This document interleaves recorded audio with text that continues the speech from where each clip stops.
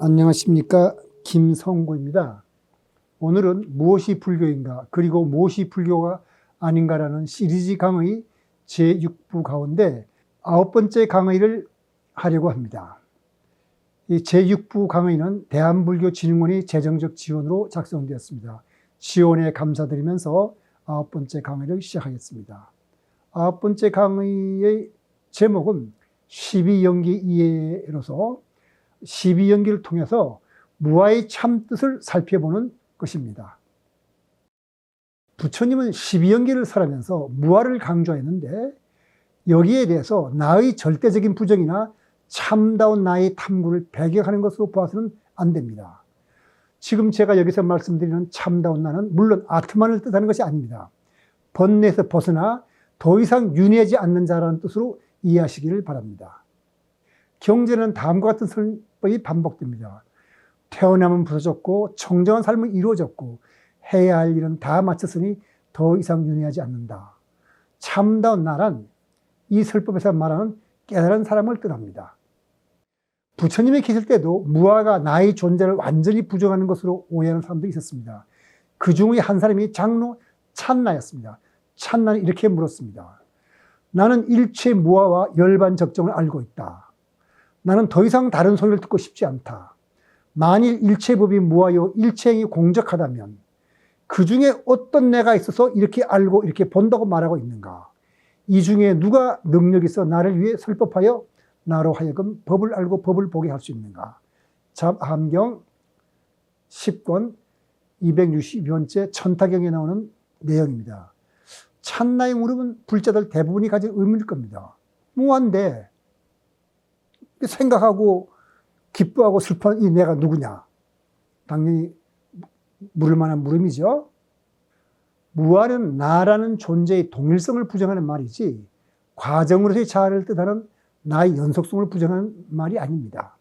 무아는 영원불멸의 영혼이 있다는 상주론과 죽으면 끝이라는 단물론을 버리고 나라는 존재의 연속성을 긍정하는 중도설입니다. 10년 전의 나와 오늘의 나에게는 동일성은 없습니다. 딴 사람이에요. 그렇지만은 둘은 인과관계로 이어진 연속성을 가졌습니다. 그게 무아의 참뜻이거든요. 그래서 다음 장에서 말씀드리겠지만 나의 연속성을 말해주는 부처님의 설법은 많이 있습니다. 변해가는 과정 중 천천히 변해서 우리가 그 변화를 느끼지 못하는 한 부분이 우리가 통상적으로 말하는 자아입니다. 용수가 말한 공과 중 가운데 가에 해당하는 것이 우리가 말하는 자아입니다. 그러니까 우리가 통상적으로 말하는 자아죠. 그러니까 과정으로서의 자아 중 변화를 느끼지 못하는 한 부분을 우리가 가라고 불러도 좋을 겁니다. 가란 말은 가짜라는 뜻이 아니라 잠정적으로 나라고 생각하는 그 부분이란 그런 뜻입니다. 그러니까 가란 말은 일시적인 육신인 나 자신을 가리키는 불교 용어입니다. 그러니까 내가 태어나서 10년, 20년, 30년, 40년, 50년 흘러서 60년까지 됐다면 60년 전에 어린아이일 때와 60인 노인은 같은 데가 하나도 없어요. 그렇지만은 어느 한 토막, 한 1년만 두고 본다면 35살 때와 36살 때는 큰 차이가 없죠. 그 일시적인 그 순간을 가리켜서 가라고 부르는 겁니다. 가는 잠정적으로 그렇게 존재하는 것처럼 보인다는 뜻에서 부처님이고 결국 소멸돼야 할 존재지만 소중히 여겨야 합니다. 왜냐하면 열반이 열매라면 가는 꽃이기 때문입니다. 열매를 맺으려면 꽃이 져야지만 꽃 없이 열매를 맺을 수 없듯이 가는 상주하는 존재가 아니지만 가를 참나처럼 소중히 잘 다스리고 아끼지 않으면 깨달음이라는 열매는 없습니다. 가를 깨달음을 향해 가는 하나의 흐름, 과정으로 여겨야 한다는 것이 공과 중의 의미입니다. 찬나는 무아인데 누가 이렇게 고민하고 생각하는가 하고 하는 문제로 고민하다가 아난다를 찾아가서 물었습니다. 아난다가 존재 비존재의 중도와 12연기 이치를 설명하자 찬나는 법의 이치를 깨달았다고 합니다. 그러니까 무아를 설하면서도 나의 존재를 부정하지 않고 소중히 여기라는 부처님의 설법을 들어보도록 하죠. 나의 존재에 대한 설법을 들어보면 부처님은 무아를 역설하였지만 나의 존재를 강조하는 설법도 많이 했습니다. 법구경 개송 157에 보면 이런 말이죠. 자신이 귀한 줄 알면 자신을 잘 지키도록 하라. 지혜 있는 사람은 하루에 3번쯤 자신을 살피나니, 하루에 3번 정도 자신을 살피고 반성하라는 뜻이죠. 개성 160에는 자기만이 자기의 주인이다. 누가 따로 주인이 될 수 있으랴. 자기만 잘 다스리면 얻기 힘든 주인을 얻으리라. 여기서 말하는 자기나 주인은 잠정적으로 지금 깨치지 못한 사람이니까 가하죠. 그 가하를 잘 다스리자는 뜻입니다. 자신에 의해 악은 행해지고 자신에 의해 사람은 더러워진다. 또 자신에 의해 악은 행해지지 않기도 하고 깨끗해지기도 한다. 깨끗함과 더러움은 자기 자신에 달려있다. 아무도 남을 깨끗하게 할 수 없다. 남이 나를 깨끗하게 하고 내가 청정한 삶을 살아서 윤회에서 벗어나게 할 수 없습니다. 그 청정한 삶을 살아서 윤회에서 벗어나게 할 수 있는 사람은 나 자신인데, 그때 말하는 그 나 자신은 가합니다. 남을 위한다는 일이 아무리 크더라도 자신의 의무를 등한히 하지 말라. 자신의 의무를 알고 그 의무에 충실해야 한다. 남에게 봉사하고 남을 위해 일한다는 참 훌륭한 일입니다. 남을 돕는 일은. 근데 그게 아무리 크다 하더라도 내가 나를 잘 닦아서 나를 윤회에서 벗어나게 하지 않은 일을 등한히 하지 말라면, 청정한 삶을 살아서 내가 윤회에서 벗어나야지. 그래야 의미가 있는 거죠.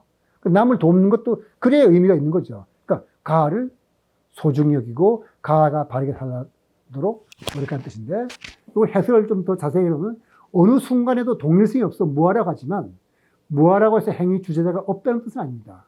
어느 순간에도 나는 내 행위를 선택할 수 있고 행위의 결과는 나의 책임이다. 이때 말한 나는 참나가 아니라 가하죠. 쌍유따니까 아함경에 보면 이런 말이 나옵니다. 아함경 22번째 권 582번째 나한경에 보면 이런 말이 나옵니다. 만일 아라는 비구로서 스스로 할 일을 이미 마치고 모든 번뇌 이미 다하여 그 마지막 몸을 가졌다면 나가 있고 내 것이라 해도 아무 허물이 없느니라.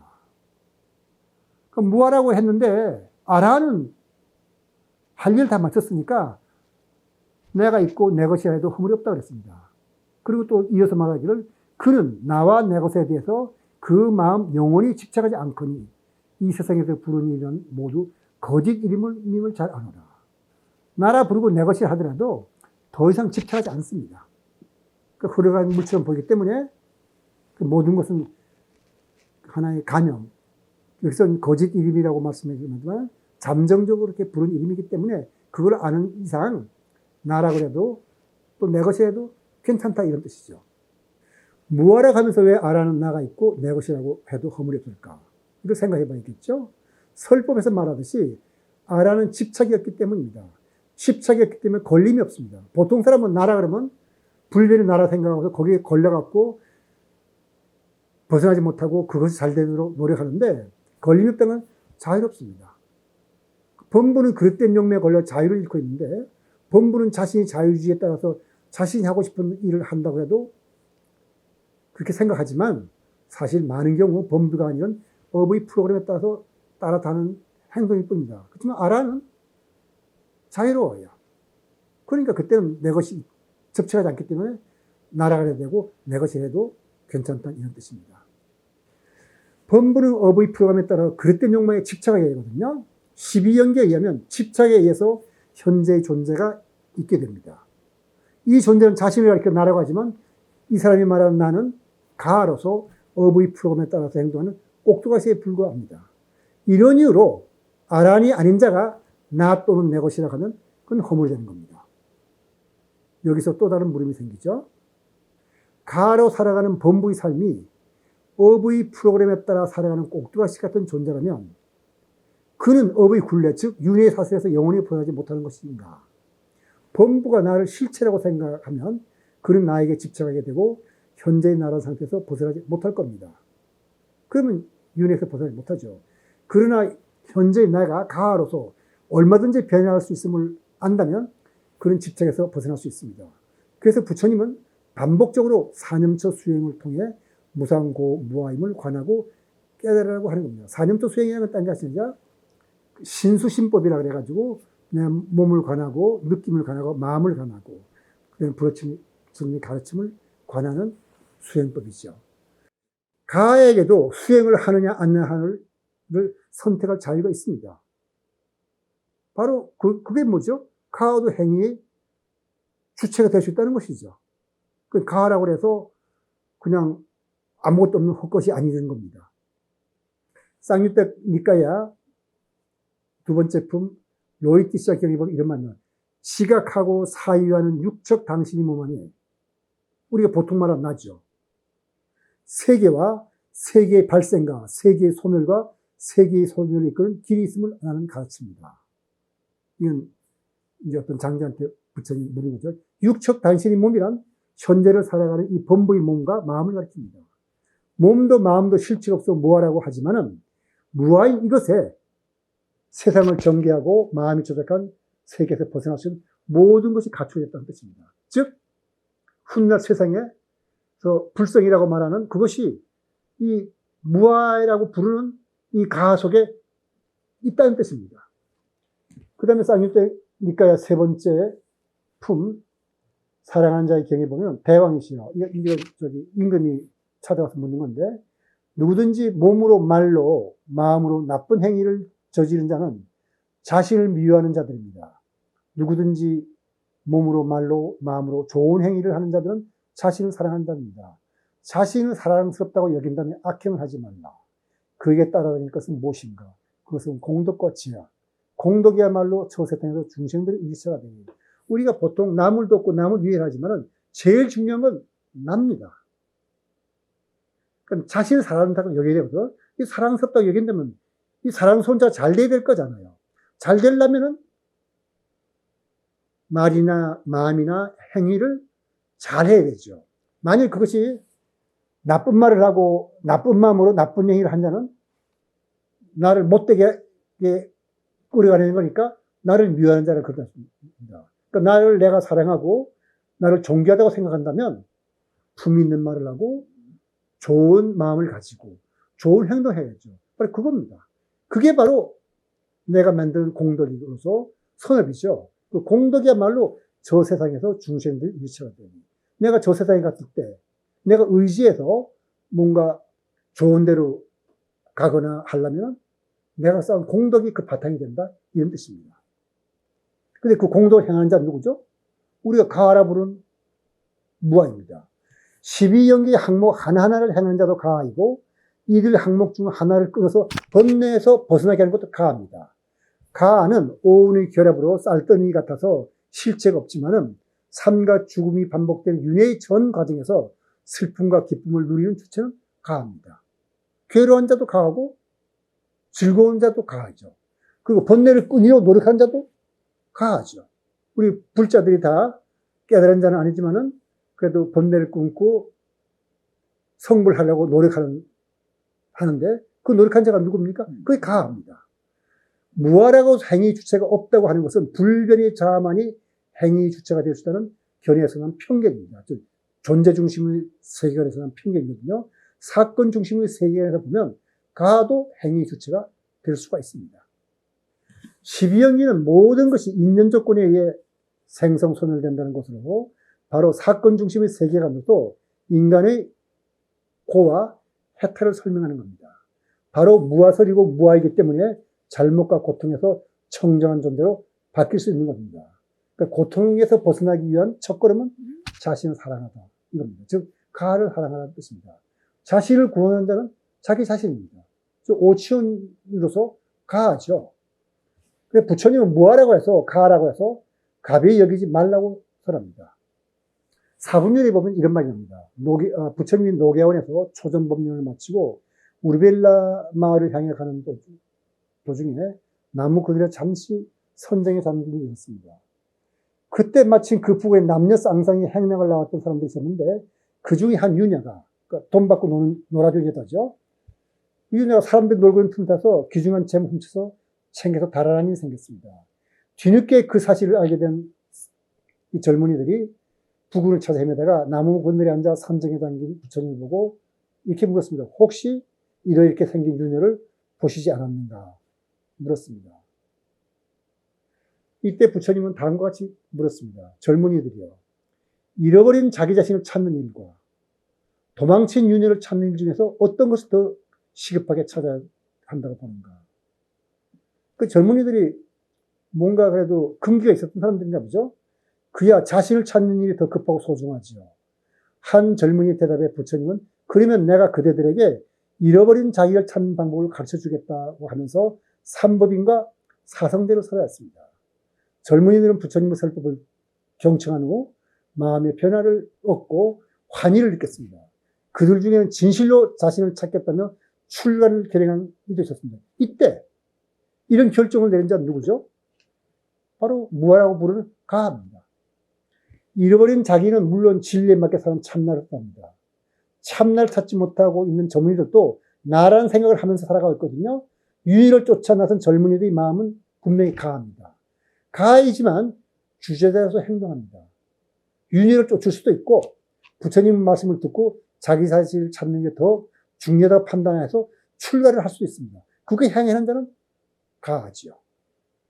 부처님은 존재, 비존재에 대한 중도를 설해서 이건 제가 여러 번 설명했기 때문에 자세히 설명하지 않겠습니다. 양재가하고 결부시켜서 말씀드렸는데 이것은 자아 유무에도 적용됩니다. 자아반경 제34권의 961자인 유화경을 보면 이렇게 말합니다. 어떤 이가 자아가 존재합니까? 하고 물었을 때 부처님은 대답하지 않았습니다. 세 번이라도 대답이 없자 질문자는 돌아가려 했습니다. 그때 아난다가 부처님께 물었습니다. 왜 대답을 하지 않습니까? 그것은 저 사람을 하여금 부처님은 내가 묻는 것을 몰라서 대답하지 못한다는 잘못된 생각을 갖게 하지 않겠습니까? 그렇게 했더니 부처님이 이렇게 대답합니다. 그래서 부처님 말씀입니다. 만일 나가 있다고 하면 그 불변인 나를 말하는데 삿된 소인을 더하게 할 것이요. 나는 없다고 하면 그는 없는데 살아간 난 누구냐고 의욕을 더하지 않겠느냐. 본래부터 나가 있었는데 지금부터 끊어졌다고 말해야 하는가. 아니면 본래부터 있었다고 한다면 그건 상견이요. 지금부터 끊어졌다고 하면 그건 단견이다. 여기에는 그 두 극단을 떠나서 중도를 설한다. 그건 뭐냐면 동일성은 없지만 늘 변해가니까 동일성은 없지만은 인과로 연결된 연속성이 있다는 말을 부처님이 지금 이렇게 중도를 취한다고 말씀하신 겁니다. 부처님은 무아가 자아는 존재하지 않는다는 것을 뜻하지 않는다고 여기서 지금 말씀드리는 것입니다. 부처님은 참된 나를 밝히기 위해서 무아를 설한 겁니다. 지금까지 12연기와 관련하여 무아에 대한 오해가 많아서 무아이치를 설명했지만 12연기에 따른 또 하나의 큰 오해가 있습니다. 그건 무명에 대한 오해입니다. 12연기 제일 앞에 나오기 때문에 마치 무명이 번뇌의 제일 원인인 것처럼 생각하는 사람이 많이 있습니다. 그러나 그렇지 않습니다. 불교는 모든 것이 연기적으로 얽혀 있다고 봅니다. 청정도론의 저자 붓다고사는 12연기에서 무명의 출발점에 있는 것은 비유일 뿐이요. 말을 하려니까 뭐 첫 번째 할 말이 있어야 될까요? 그거일 뿐이며 하나의 교육적인 방편일 뿐이라고 강조하고 인과적 제일 원인을 무명으로 두는 것을 반박했습니다. 그 다음에 독일 태생으로 스리랑카 비구가 된 나나틸로카 역시 다음과 같이 무명이 제일 원인일 수는 없다고 말하고 있습니다. 무명을 그것으로부터 의식과 신체의 삶이 전개되어 나오는 원인 없는 최초의 원료로 했다는 사실을 보면 안타깝다. 붓다는 실존의 절대적인 최초의 기원은 해할 수 없는 것이라고 그와 같은 사색은 모두가 어리석을 뿐이라고 그리고 실존의 무명과 가래가 없었던 데를 상상할 수 없을 것이라고 거듭해서 분명히 선언했어 불구하고 그런 해석들을 하다니. 그러니까 제일용이 없어요. 요거는 어디에 나온 걸 옮긴 거냐면 조에너 메이스라는 학자가 불교와 일반 시스템 이론이라는 책을 썼는데 그 책 92페이지에 나오는 것입니다. 나나틸레코가 이렇게 말한 것은 앙구따라의 니까에 나오는 것을 그대로 자기가 해석해서 쓴 겁니다. 오늘 강의 여기서 마치고 다음 제12강에서는 12연계와 관련하여 윤회에 대한 세 가지 견해를 살펴볼 예정입니다. 오늘 강의는 여기서 마치도록 하겠습니다.